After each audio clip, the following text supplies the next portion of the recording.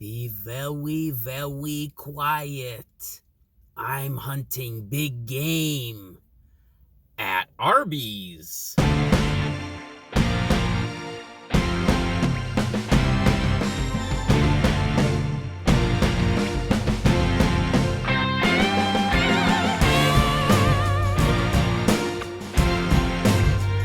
Hello, goblins and goblinettes. Welcome back to another edition of Destined to be Goblin. Destined Goblin here.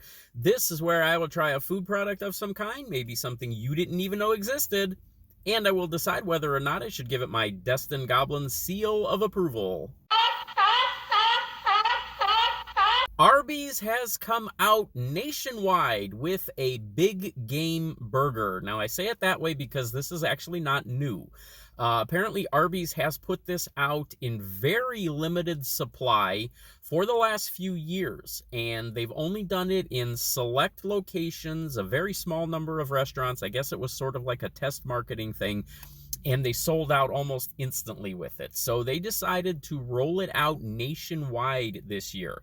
This is the Big Game Burger. So there's a look at it right there. This beast that you are looking at, actually, I say this beast, but this is really not as hefty as I was expecting. It's really not overall as large as I thought it might be. But what this is, the appeal on this thing, is that there are several different types of meat in this, including some meats that you don't normally come across, especially in the fast food game. This patty that you are looking at right there is composed of 34% venison, 33% elk, and 33% of a ground beef blend. Now, this is 718 calories, and again, you are talking about some exotic meats here, so of course you are expecting a higher price tag. This is $8.99. There is a meal option available, of course. You can add fries and a drink. I actually didn't even look to see how much that was, to tell you the truth. I knew I was just going to get the burger. But what we've got here is we have a brioche bun, as you can see very clearly right there on the top. All the telltale marks of a brioche bun. Then we've got two kinds of cheese, and I think you should be able to see that here. Apparently one of those is regular Swiss cheese. One of them is something called the Big I Swiss cheese.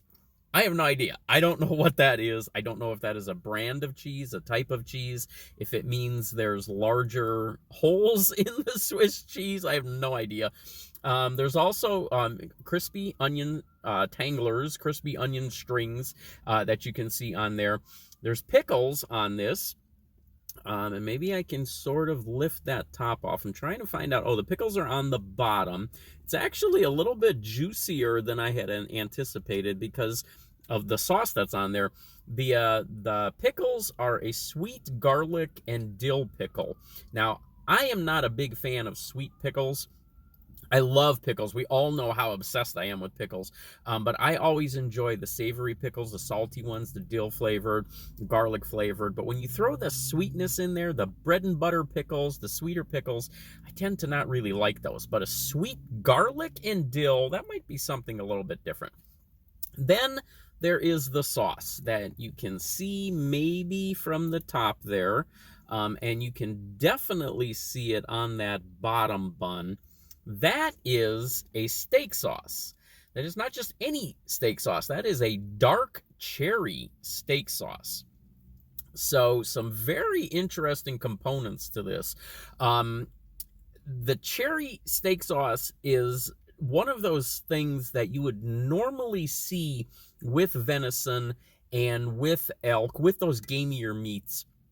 A lot of times you will add a steak sauce to them. A lot of times you will add a cherry sauce to them, and that brings out a little bit more of the flavor overall on those gamier meats, venison, elk, all of that kind of stuff. Brought my little alien buddy along with me here to cleanse the palate and sort of help me wash it all down. So let's get started. Let's give this a shot, and let's see what this is like. Okay, now, one thing I will say before I even take a bite out of this, you can kind of see that the patty, it might be, it's scaring me a little bit. It looks like maybe it's a little bit dry. Venison and elk, harder meats to cook. Bison's another one. It can dry out very fast. The other thing about these meats is that the attraction to it, the appeal of these meats, is the fact that they are different from your regular ground beef. So it's not just ground beef that you're eating. Taste-wise, I have found very little difference when I have tried some of these other meats, especially when you blend it with ground beef. And considering that a third of this is ground beef, I'm really not expecting a huge flavor difference. Maybe I'll be pleasantly surprised. We will see. But I've tried a lot of different game meats. I've had a lot of bison. I've had venison. I love venison. When you really start to get those flavor differences is when you're talking about having the meat in a steak form.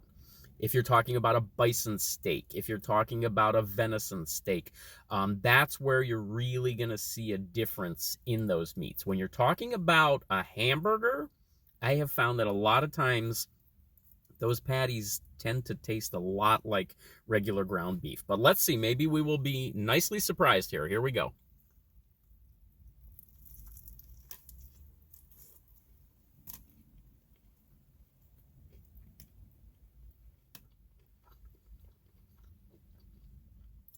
That is a dry burger. The flavor is good. There's good seasoning on there. Lots of beefiness. If you hadn't told me that this is a game burger, would I have known? I'm not sure. It really tastes like an overcooked burger. But there's flavor there. Let me go a little bit further here.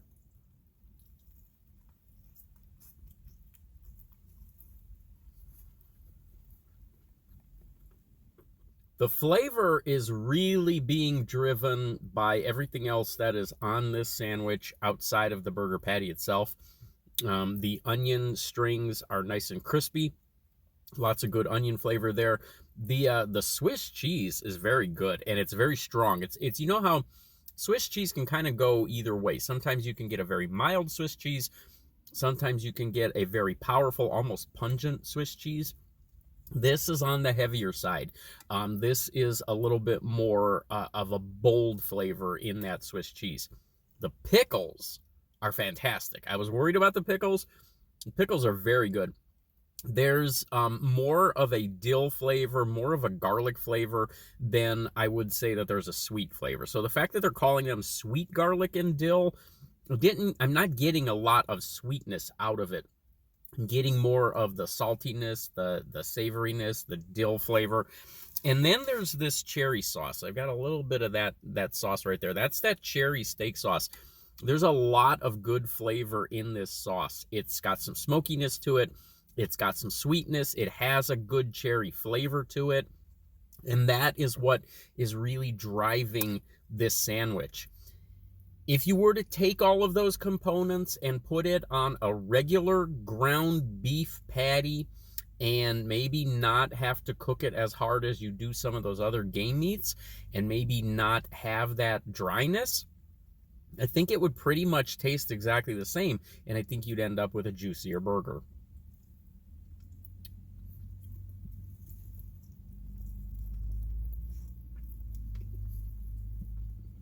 There's a little bit of a bite to that steak sauce as well. There's a little bit of a tang in there, almost a little bit of a spiciness to it. I really like that cherry sauce.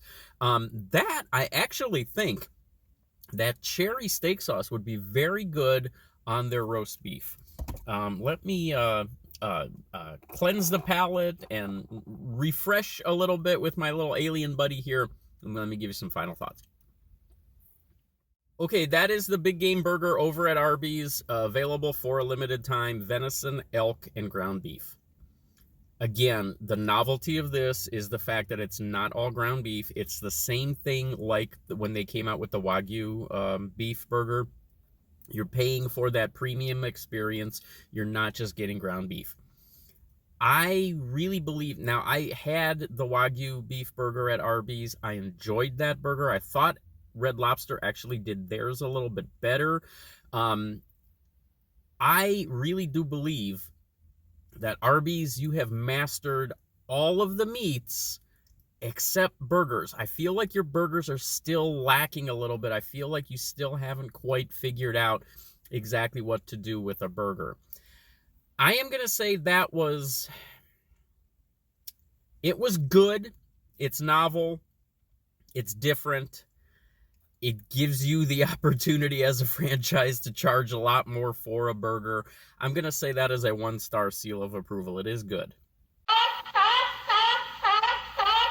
All right, there we go. Again, check that out if you would like to experience that for yourself, just to see what it's all about, to get a little bit of a different take on a burger. It has been selling out the last couple of years when they've put it out. So it's very popular, and I have no doubt that this one's going to sell out as well. So if you would like to try that yourself, check that out while you can, and I will catch you next time.